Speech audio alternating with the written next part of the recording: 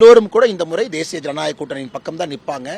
அபிஷேக் ரங்கசாமி அவங்க பக்கம் நிற்பாங்க, ரெட்டலையின் பக்கம் நிற்பாங்க. காரணம், அவர்களை பற்றி தவறாக பேசக்கூடிய திராவிட முன்னேற்ற கழகத்துக்கு எப்படி அவங்க வாக்களிப்பாங்க? வாய்ப்பே கிடையாது.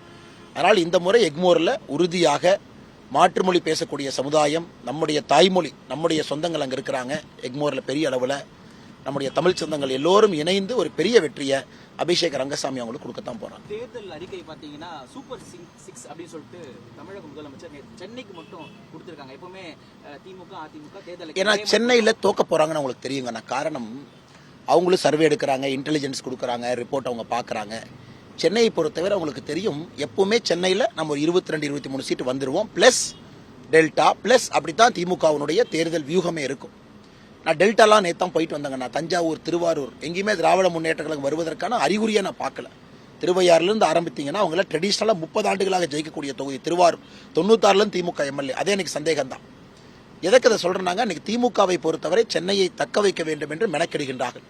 இல்லாட்டி வில்லிவாக்கம் தொகுதியில் அண்ணன் விஜயகுமார் அவர்கள் அதிமுக சார்பாக போட்டிடுறாங்க. சபரீஷன் வந்து ஏன் கலப்பணி செய்யணும்? முதலமைச்சருடைய மருமகன் எது கலப்பணி செய்யணும்? ஸோ சென்னையை பொறுத்தவரை அவங்களுக்கு தெரியும், வரவேண்டிய 20, 22, 23 வராது என்பது அவங்களுக்கு தெரியும். இந்த முறை சிங்கிள் டிஜிட்ல தான் திமுக சென்னையை சுற்றி எங்கேயாச்சும் வரலாம். அதுவும் இந்த கோர் சீட்டெல்லாம் இந்த முறை தேசிய ஜனநாயக கூட்டணி அதிமுகவின் பக்கம் மயிலாப்பூர் அக்கா தமிழிசை சவுந்தரராஜன் அவர்கள். அதனால சென்னைக்காக சூப்பர் 6. நாம கேட்பது, இத்தனை காலமா சென்னை உங்களுக்கு ஓட்டு போட்டுச்சல, இத்தனை காலமா ஓட்டு போட்டாங்க. எல்லா சட்டமன்ற தேர்தலில் யார் ஆட்சி அமைக்கிறாங்களோ இல்லையோ சென்னையை பொறுத்தவரை திமுக கொடுத்தாங்க, சென்னை பொறுத்தவரை பாராளுமன்றம் கொடுத்தாங்க. ஸோ திமுக வேலை செஞ்சிருந்தா எதையும் சொல்லாம அவங்க நின்றுகிட்டே ஜெயிக்கணுமல்ல.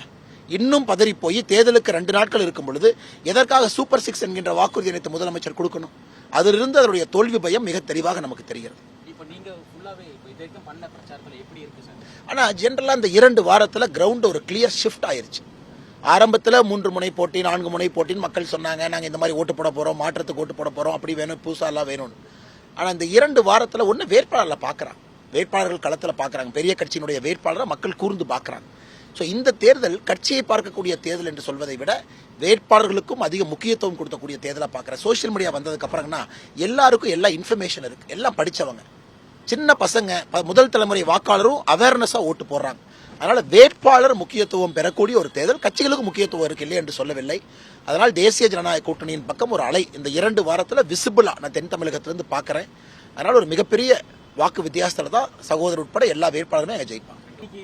நீங்க பண்ணிருக்கீங்க, இன்னைக்கே வந்து இப்போ சிஎம் வராரு, நாளைக்கு வர விஜய் வராரு, வரட்டுண்ணா. யார் வந்தாலும் கூட, ஆனால் யார் வந்தாலும் கூடங்கன்னா அடிப்படையில் ஒரு பயம் இருக்கிறனால தான் அவங்கெல்லாம் வெளியே வர்றாங்க.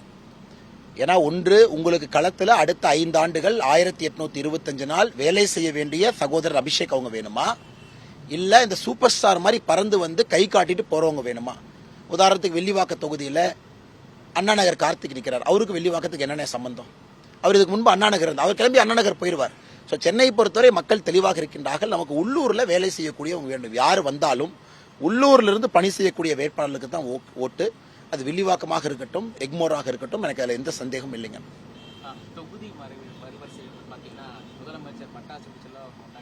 ரொம்ப ஆச்சரியங்கண்ணா, அறியாமையை காட்டுது. தமிழகத்திற்கு 1973 பாராளுமன்ற உறுப்பினர்கள் 525 545 உயர்ந்த பொழுது 20 உயர்ந்துச்சு. கடைசியா தமிழ்நாட்டுக்கு 1 கூட கிடைக்கல. நான் எப்படி அன்னைக்கே தமிழ்நாட்டுக்கு 2 வந்திருக்கணும், 39 41 ஆயிருக்கணும். அன்னைக்கு கருணாநிதி அவர்கள் இதுவும் வேண்டாம் என்று சொல்லிவிட்டார் 73. அன்னைக்கு விட்டு கொடுத்தது. இன்னைக்கு பாரத பிரதமர் அவர்கள் 50% உயர்த்த போறேன்னு சொல்லியும் வேண்டாம் என்று சொல்லியிருக்கின்றார்கள், எதிராக வாக்களித்திருக்கின்றார்கள். 39 59 ஹிஸ்டாரிக் ஆப்பர்ச்சுனிட்டி. 2011 சென்சஸ் படி போயிருந்தீங்கன்னா 50 தான் வந்திருக்கும். ஆனா சென்சஸ் படி போகாம நாங்க ப்ரோரேட்டாவா 50% உயர்த்துகின்றோம் என்று சொல்லியும் தோற்கடித்திருக்கின்றார்கள்.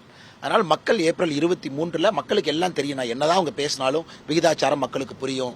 39 to 59 50% உயர்வு புரியும். தென் மாநிலங்களுக்கு எந்த விதமான பிரச்சனையும் மோடி அவர்கள் ஏற்படுத்தவில்லை என்பது தெரியும். எல்லாமே மக்கள் புரிஞ்சுதான் இருக்கிறாங்க. இவர் என்னதான் குழப்பி சொன்னாலும் ஏப்ரல் 23 காங்கிரஸ் திமுகவுக்கு தமிழகத்தில் தாய்மார்கள் சகோதரிகள் வாக்களிக்க மாட்டார்.